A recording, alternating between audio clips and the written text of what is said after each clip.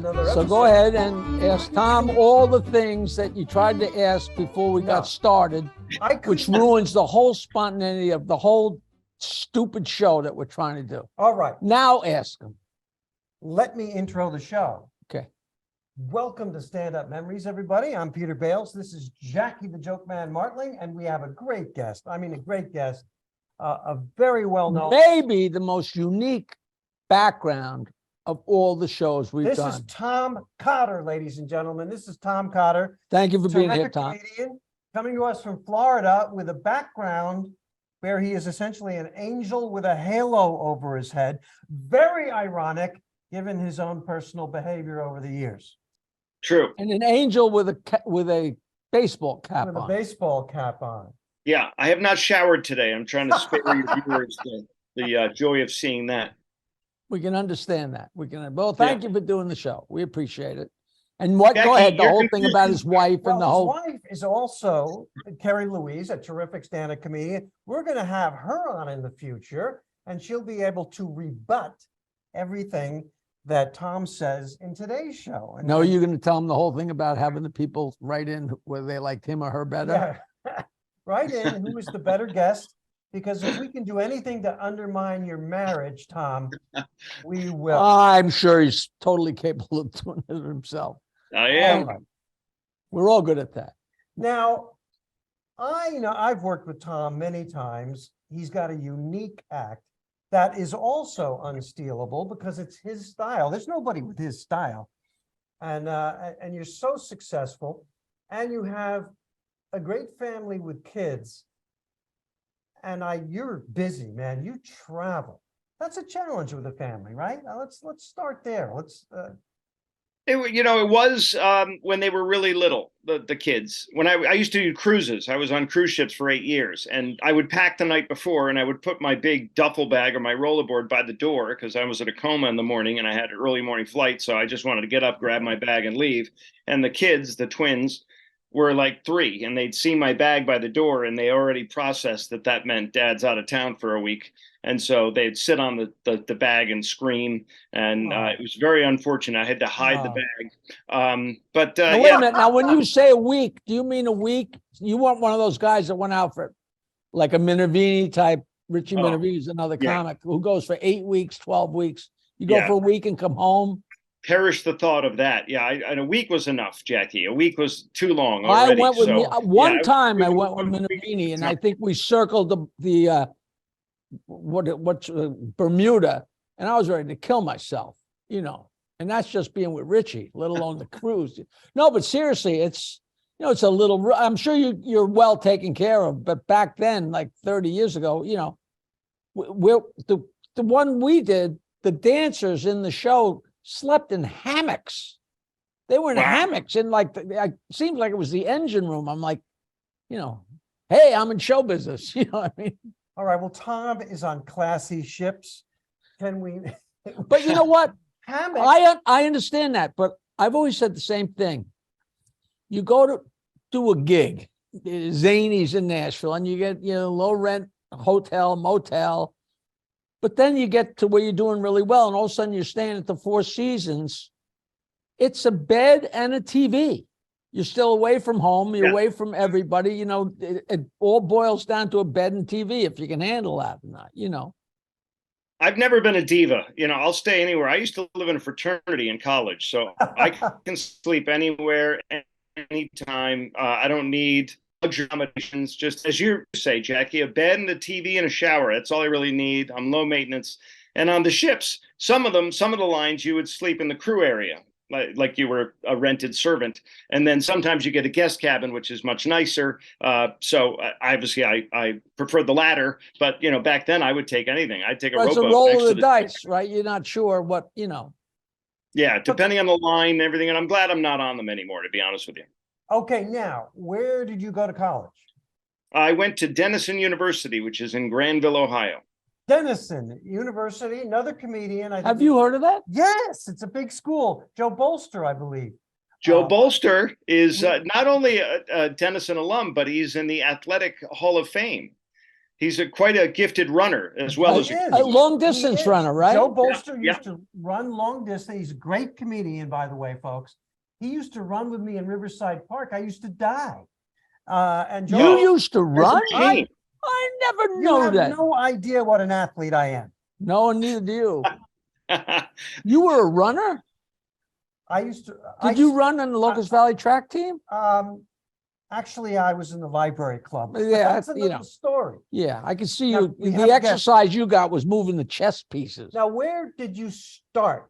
Where did you do your first few sets? Well, can I go back to Joe for a second? Because when I Yes. was at Denison, my sophomore year, he came back as a returning alum, and he had already done the Tonight Show. He was a big guy, Yeah. as you know. And so he came and did a performance. His brother was the coach of the swim team. And so every spring break, they would go to like Puerto Rico or the Bahamas, someplace as a swim team, and we would raise money for them. So it was like a benefit for these rich kids to go to the Caribbean, and he would facilitate that by coming and telling jokes and giving the proceeds to his brother as the swim coach. So he was one of the very first comics I ever saw live. And I remember watching the first show, and then he did a second show that night, and he did some of the same material from the first show, and I was completely disenchanted. I'm like, what the hell? The magic's gone. What is I thought this he was all making about? it up as he went along, right? As did I. But we've gone on to be good friends. I'm a huge fan of. He created the phrase where you get paid in advance for a gig, and then the gig gets canceled, but you still get paid, and it's big dough, no show, don't gotta go, and that's from Joe. Bolster, good friend of mine as well, terrific comedian. Google him, those of you watching at home, and he is currently the coach of a girls' track team for an elite private school in New York City. And Wow. and loving it. That's what he does. He loves that. They're And, lucky to have him. Imagine him as a coach. He's the funniest guy in the world.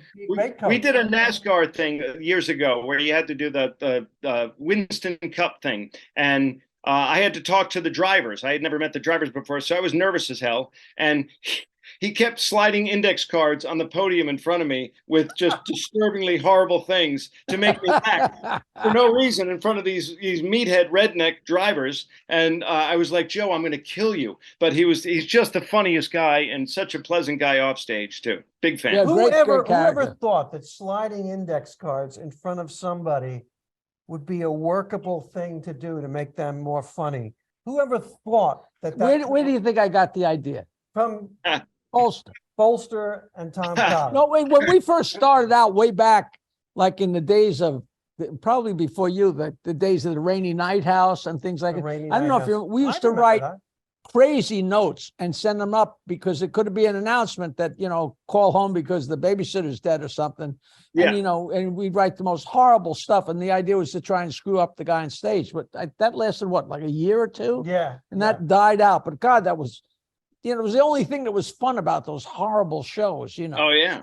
Joe was great. Just, adding levity backstage and everything. And he's such a great dude. His wife, Hillary, great. And he has twins and I have twins. So we bonded over that. That's nice. Great dude. But he's now, really. How old are your twins now?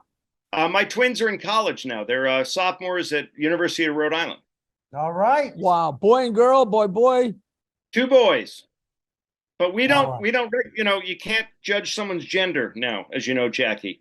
So they were born male. So they match.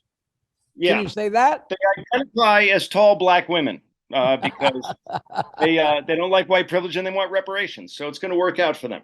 But tell me where you started. Where did you do your first sets? There's a little club in Providence, Rhode Island called Periwinkles that has gone the way of the dinosaur. And that's where I first went on stage at an open mic night. And then shortly thereafter, because Rhode Island is not a booming comedy mecca, as you know, you either make a decision. You drive an hour north to Boston or you drive 3 hours south to New York. What were you doing in Rhode Island? I lived there. I grew up there. My parents are from there, and that's where I went to high school and everything. So, and I love Rhode Island. It's still my, smallest in size, #1 in teen pregnancy. Very, very fine little state, but I had to get out of there. And so I moved to Boston, and I'm glad I did because that was a great proving ground. And until recently, I used to say that Boston was the best comedy proving ground. And then Richie Minervini, just unleashed on me how Long Island is actually where all the big guns came from. Not the city, but Long Island. He rattled them off, and I was just humbled. I had no idea. I don't know Well, what's I in the gotta water tell where you- you guys are. Go ahead. I got to tell you, and I knew about this Boston connection. He's answering questions I haven't asked yet, but that's terrific. I was going to ask you the difference between the Boston scene and the New York scene, and then the Philadelphia scene, and the Chicago scene. They're Boston- all so distinct. They are distinct, and Boston is magic, but so is the New York, and the Long Island scene is separate from the New York scene. Yeah. But you move from one to the other. Yeah. So, when I left Boston, people were fleeing like rats off a burning ship. It was unfortunate, but karaoke had come into the bars. Every bar had a comedy night until karaoke showed up and Yeah. ruined it. And then it was oversaturated on TV, as you know, back in the mid 90s. Right. So everybody fled to LA and New York. And Carrie and I, my wife, who was my girlfriend at the time, we did both, and we loved New York more. It was closer. Give me a year. 1990. 96. So 96 is when we moved to New York. And I'm back in Boston this upcoming weekend. I'm at Giggles up there. So I still go back every once in a while. I love it. It's still where I kind of started, but it's no longer, unfortunately, home, I love it. I do a week there with Lenny and Lenny Clark and Christine at Burley, Giggles. This the first week in August, and this year Sweeney's going to be on the bill too. He's got like 4 headliners. Everybody does like 11 minutes, but that's such a great little club. God, I so great. love it. And the food's great. The people are great. I love Saw. That's where I am this upcoming weekend. I'm at They Giggles. bounce off the walls, man. Yeah, it's great. And they're so loyal, that fan base for that club, that they don't care who's there, because it's Sweeney every week, it seems. But yeah, they keep coming back, and they adore it. And Jackie, you were lucky to break into that, because the thing about Boston was it was a closed shop. I know. I was very lucky. You know what happened? There was a place, I don't know if there was a place in Tampa called, funny enough, called Giggles, that was booked by a huge Coke dealer and his wife. And he was a maniac, but most of the clubs were like that back then. But Lenny must have worked same for one of the other towns on that coast of Florida. I remember it was late at night. The show was long done, and we were at a waitress's apartment really late. And all of a sudden, I heard this bang, and somebody came through the door, and I heard, "Where's Martling? I want to meet." Lenny had driven 2 hours to come to Tampa, and I actually missed my plane. The next day I sat there and fell asleep, and I opened my eyes and I said, "Where's the plane?" She said, the girl behind the counter said, "It left already." "Well, you don't wake me up," because you had kept me up the whole night. And then we've been just asshole buddies for 40 years. He's such a great character. He's still the king of Boston. Yeah, he still walks on water up there. He really does. And to be accepted into that little group, like you say, it's like, it's flat. Not easy. Many tried, many failed. So the fact that you made it through that, because they always, they would actually try to sabotage the New York comics that would come up. They'd put on Don Gavin in the middle and have some Laura Keitlinger, I remember, came up from New York to do. And God bless Laura, she's very funny, but you're not going to follow Don Gavin in Boston doing half an hour in front of you. You're just not. So they would sabotage these poor acts from LA and New York when they came. Still fighting the Babe Ruth curse. You know what I mean? They are still bitter. You're right. Actually, I felt welcomed. I did a year in Boston. Chance Langton, I was doing those gigs, and I was doing, I had so much fun. Tell the audience, Chance Langton's a guitar playing, song So parody, guy who booked all kinds of crazy gigs. Boston, it was such a comedy town, and I imagine it still is in many ways. Well, you were both, and well-deserved, able to crack through that barrier. It's like Trump built a wall around the New York comics, not letting them. Right. But my strategy was not to be very good and not threaten any of the Boston comics. So that really worked for me. Well, I got to the point where I could actually tell people how much I hate Bill Blumenreich and still get work in Boston. So that's that's a whole level. Well That's an inside joke. You have to explain it to Bill everyone. Blumenreich is 300 pounds of shit in a 200-pound suit. That's the best thing. I That know you clarifies can't it. curse, but he actually got me my biggest paying gig of all time. And he's just an oddball, not among oddball people, which is what comedy bookers and show business bookers are. He is in a class or lack of class by himself. That's all. Our audience at home is going to be interested in what America's Got Talent did for your career. And you've got to have good things to say about that. I don't have to. I No, do. you don't have to, but Yeah. I mean, That's his way to beg. Yeah. no, but I mean, I think you know what? Explain how that worked. I mean, a lot of Well, you guys know we all do for what we do. You want exposure, and Right. if you're not on a sitcom, there are very few other options for primetime network exposure. We all do late night, but if you do late night, if you're doing Conan or Letterman, it's 5 million people if you're lucky. That's the demographic, and they're falling asleep. You're the third act, you're only on the show, so it's really not an honest 5 million. They are naked, many of them watching you, but still they're half asleep, and so it's not the same as our worst demographic. My season, which was season 7, was 13 million, and that was for a rerun. We had 20 million because we had Howard Stern on that season, and we had Sharon Osbourne and Howie Mandel were my judges.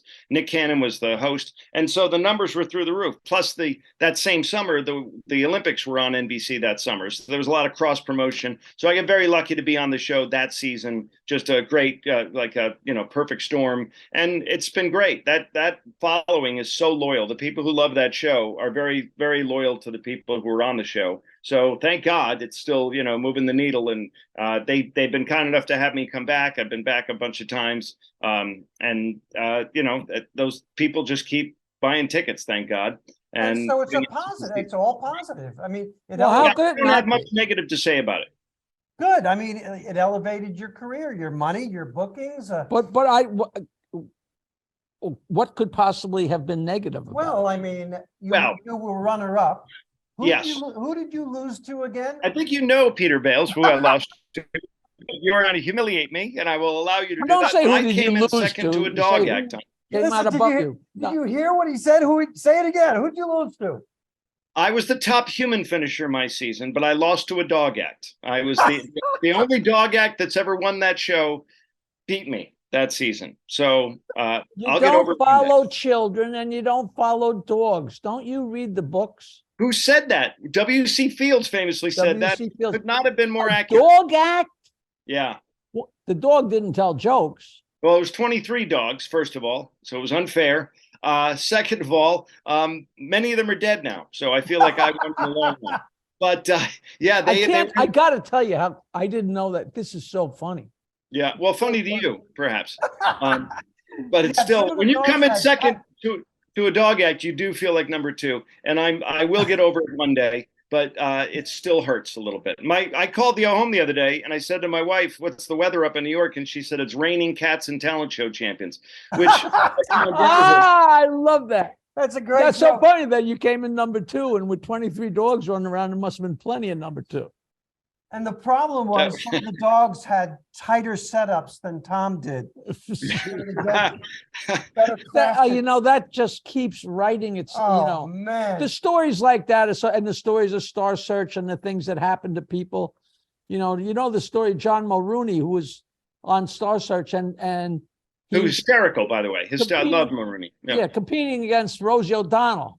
And his set was far and away better than her. So he's standing next to her, and they say, "And the winner is," and before they said the winner, you can see this on tape. He's like waving to thank the crowd, and they say, "And the winner is Rosie O'Donnell," and he bows away and he backs up. It's just so classic, It's just so wrong, A lot, there are comics that have had a bad experience on AGT, but I think most of them don't throw it under the bus the way they did Last Comic Standing. Last Comic Standing, as you remember, was all pre-taped. So they can manipulate it any way they wanted through editing, which they did. They inserted the sound of crickets behind 2 friends of mine on that show. And there were no crickets in the comedy club, maybe some roaches, certainly no crickets.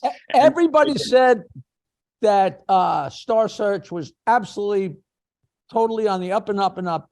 And I shouldn't have won because I it was for young people, and I looked 1,000 years old, but I got 3 stars, and the guy I competed against got 3.25 stars. But when they put up my results, I looked over and I saw 3, 2, 4, 3, which was a 3. And then when I watched it on TV and they showed the results, there was 4 3s. Like that, how prearranged can anything be? Just Yeah. It's just So- it's now who was Carrie? I always forget. Bo Bice came in second on one of those shows. Oh, that was America's that's Got Talent? that was either The Voice or American Idol, I think. Right? That wasn't a comic, was it? Was Bo a comic? No, he was. Oh, maybe it's American. Carrie Snodgrass. Carrie Snodgrass. Some huge. All right, I'll shut up. So some huge. She's huge country singer now. But Carrie Underwood. Carrie Underwood. Carrie Underwood. She was beat that Bo was Bice. Idol. That was American Idol, but it's the same company. It's Simon Cowell owns all these things, and he's the new Aaron Spelling because he owns all those franchises in all those countries, and they're always in the top 5 in every country. So he's just printing money right now. The new Aaron Spelling. Does he have a daughter with a horse face? Oh my God. He might. Who knows? Okay, now let me try to get back on track here. Sorry. A lot of new comedians are watching. Aren't you going to offer him a free spot on your comedy college? Take Oh, it. I teach comedy, and we If talk you about. would like to brush up a little bit, God knows I need it. I know Peter Bell's the only guy I know who sells history books after his show. Nobody else does that. And I watched him at Dangerfields make a fortune just standing out there selling history books to people who didn't look like they ever read a book in their lives. And he's I making think a they buy them because they really can't believe it. I don't think people realize how funny the Reformation can be when you really nail those bits. At a How comedy did club. I wind up sitting here with you? All right. But we've got Tom Cotter here with his unique style. Yeah. A master of the language, I might say, and using that to get laughs. It's so great to have you. If you can do those TV shows, you heard it from Tom, do them because you never know what's going to happen. I tell everybody that. Joe Matarese complains about his experience on that show, but he didn't make it. The first episode, he was on in front of the celebrity judges, got a huge standing ovation at the Hammerstein Ballroom. 20 camera shoot. His wife and kids come up on stage and hug him while the crowd is going crazy. And the next episode didn't go so well. But that tape from the first one has kicked open so many doors for him. That tape is magic. So what was his complaint? That the second one didn't go well? Yeah, the second episode back then, and they did it to us too, they have no audience in the theater. And that's how they thin the herd, because you can't really eliminate someone who got a standing ovation. But you can if there's no audience response. So they tell the judges to be stoic, which they are. They just stare at you like the Last Supper, and you do your act, which is brutal because you're doing stand-up with no response. But he let it get in his head. I knew it was coming, and I just said, okay, I pressed play, spit the stuff out, and we moved on. But it got to him a little bit. But his career's great, and that tape has done wonderful things for him. And so, but the show is BS. It's always, But that is such Corey a mind Gahaney is a game for great them comic. to do that to you. That's such a mind game. Yeah, I know. But I'll tell you, It is creative. Yeah, reality is never reality. Joe Matarese, Google him, terrific comedian. But Tom Cotter, now you travel a lot. You Great come to comic. Long Island. You come to Long Island and play at your I do. favorite. I'm coming out to Governor's soon. I'm out in Governor's in May, I think. All right, he's going to be at Governor's here on Long Island in Levittown. He travels everywhere. He is a success story, Tom Cotter. Without taking your class. Without This never is took a my class. first. I know he never took my class. He managed to get it together on his own. I'm wondering how he managed to get on the show without doing your stupid class. Well, I don't know. We're honored to have Tom Cotter. Thrilled. Now, that's the real Tom Cotter. I didn't take. I Peter's didn't class. think you could top the angel, and you Yeah, just well, topped the Here angel. it is. That is. I more took Peter's appropriate. class because I I didn't take your class, but I cheated off the Asian kid who took it. So I feel like I took it. All right, everybody watching, listen, you got to go see Tom Cotter live. In the near future, we're having his lovely wife, Carrie Louise, on, who will rebut everything you heard. And I think we should have Tom again. And the next time we have him, I want to see if the toilet paper roll is more empty. All right, Tom, we do. We want to invite you on again because you're so much fun. I'd be And, honored. oh, well, this has been terrific. And thank you, Tom. Thank you. Now he's, what is that, prison? Sure. Oh, God. He's in prison. I get a lot of these. These are great. Oh, We can Tom do this Cotter, all day. I love it. It's so fun. That's the best of all. Oh, that's my girlfriend. Oh, Alice? Girlfriend? we're going to close, but Jackie kissed Florence Henderson in a film. I French kissed her for a whole afternoon. Wow. The only thing better than that would be like I Dream of Jeannie, but I don't know anybody could do that. All right, Anyway, we're gonna- gentlemen, okay, Sophie, no, to be honest, It is We're always, gonna- it's always a peeing contest, isn't it? No matter Okay, what. You got me. We're going to, fortunately, we're out of time. That was Thank beautiful, God. Tom. Tom Cotter, thank you so much. Jackie, the Joke Man Martling here. I'm Peter Bales. This has been Stand Up Memories. Thank you, Tom. We'll see you again. thank you guys. It was an honor to be on with you. I appreciate it. And tell Mike I said We loved thanks. it. We loved it. You were great. Take You were care. great. Thanks, Bye-bye. guys.